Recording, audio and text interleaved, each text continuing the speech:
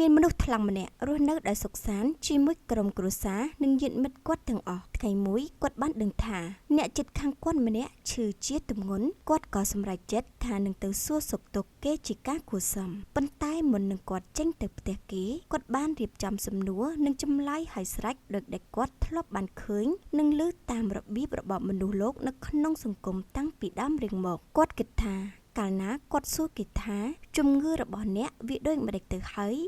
នោះគេនឹងឆ្លើយថាខ្ញុំគ្រាន់បើបន្តិចហើយព្រឹកមិញអ្នកញ៉ាំអ្វីបានខ្លះទេគេនឹងឆ្លើយថាខ្ញុំញ៉ាំទឹកបបរឬអ្វីផ្សេងទៀតអ្នកណាជាគ្រូពេទ្យអ្នកគេនឹងប្រាប់ឈ្មោះគ្រូពេទ្យមកគាត់ហើយគាត់នឹងសរសើរពីគ្រូពេទ្យនោះប្រាប់គេរួចទើបគាត់លាគេមកផ្ទះវិញគាត់យល់ថា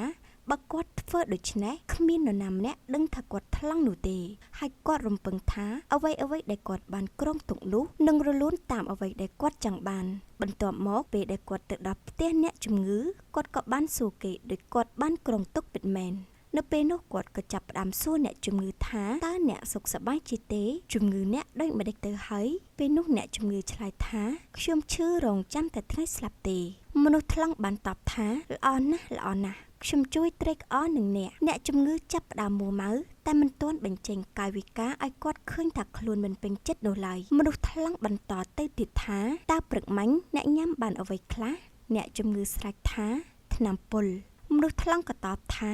អ្នកធ្វើនេះត្រឹមត្រូវល្អណាស់លោកគ្រូពេទ្យរបស់អ្នកមានឈ្មោះអ្វីដែរអ្នកជំងឺក៏ចាប់ផ្ដើមខឹងមែនតែនហើយក៏កំហកមកគាត់ថាអ៊ីស្រាអែលទេវតាដកព្រលឹងជន់ដំឡងញញឹមព្រំប្រៃហើយក៏ធ្វើការអត្ថាធិប្បាយថាអ្នកមានសំណាងណាស់ដោយលោកគ្រូពេទ្យនេះជាអ្នកថែរក្សាជំងឺអ្នកតាមដែលខ្ញុំដឹងមកគាត់មិនត្រឹមតែពូកែល្បីល្បាញលើសគេឯងនោះទេតែគាត់ជាអ្នកផ្ដល់សុភមង្គលដល់មនុស្សទូទៅថែមទៀតអ្នកមិនបាច់បារម្ភនោះទេថ្នាំដែលគាត់ផ្ដល់ឲ្យអ្នកនោះគឺអ្នកញ៉ាំទៅគឺមានប្រសិទ្ធភាពណាស់ហើយលទ្ធផលនឹងឃើញភ្លាមអត់ចាំយូរខាត់ពេលវេលានោះទេអ្នកជំងឺខឹងក្តៅញ័រដៃញ័រជើងស្រែកហៅញាតិមិត្តឲ្យបណ្ដេញមនុស្សថ្លង់នេះចេញពីផ្ទះខ្លួនភ្លាមទៅជាការពិតអល់ឡោះបានមានព្រះរាជបន្ទូលថាអ្នកមិនអាចធ្វើឲ្យមនុស្សស្លាប់ស្ដាប់ឮអ្វីទេហើយក៏មិនអាចធ្វើឲ្យមនុស្សថ្លង់ស្ដាប់ឮពាក្យប្រដៅរបស់អល់ឡោះជាម្ចាស់ដែរនៅពេលដែលគេបែកខ្នងគេចេញពីអល់ឡោះមនុស្សជាច្រើនធ្វើការអ្វីដែលស្មានប្រហែល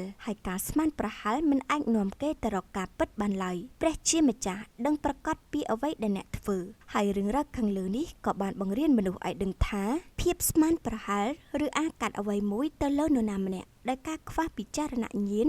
វានឹងធ្វើឲ្យអ្នកគ្រោះថ្នាក់អល់ឡោះស្រឡាញ់តែលើនរណាដែលមានភាពស្មោះត្រង់និងមានកតេបណ្ឌិតខ្ពស់ហើយមានគំនិតចេះពិចារណាអ្វីមួយដែលភាពច្បាស់លាស់និងឈរលើភាពត្រឹមត្រូវហើយមិនត្រូវរស់នៅដែលភាពស្រពិចស្រពិលមិនទាល់សង្ស័យឬភាពស្មាននោះទេពីព្រោះវានឹងនាំឲ្យអ្នកគ្មានក្តីសុខនាំហានិភ័យដល់ខ្លួនឬប៉ះពាល់ដល់ក្តីសុខអារម្មណ៍របស់អ្នកដទៃពីព្រោះតែការស្មានខុសរបស់អ្នកហើយអ្នកត្រូវតែចេះស្រឡាញ់ខ្លួនឯងហើយនឹងទទួលស្គាល់ការពិតថាខ្លួនអ្នកគឺជានរណាប្រហិតសិករ៉ូសាលីគ្មានសារធាតុគីមីស្រួយឆ្ងាញ់ជាប់ចិត្តផលិតផលពិតទទួលស្គាល់ដោយស្តង់ដារ Halal កម្ពុជាមិនខ្លាញ់មិនឡប់បោះដុំលក់រាយតាមរយៈលេខទូរស័ព្ទ066និង070 43 ទឹកពិសាបរិសុទ្ធអហ្វណានមោទនភាពផលិតផលជាតិទំនាក់ទំនងជាវតាមរយៈលេខទូរស័ព្ទ012 379 909និង071 78 99 990